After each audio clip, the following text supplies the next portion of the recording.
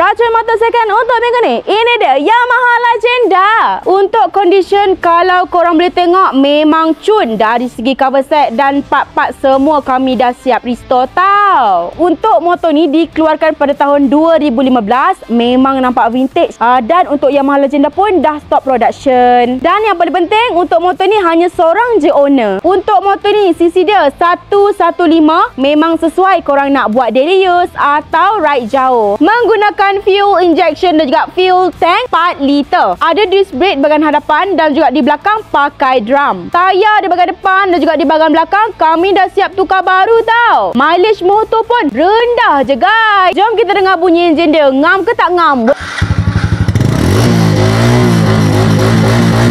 Macam mana guys? Ngam ke tak ngam? Untuk Yamaha Legenda ni, korang hanya boleh beli tunai saja tau. So, kalau berminat boleh tekan apply now di bawah. Ingat, cari motor, cari irap.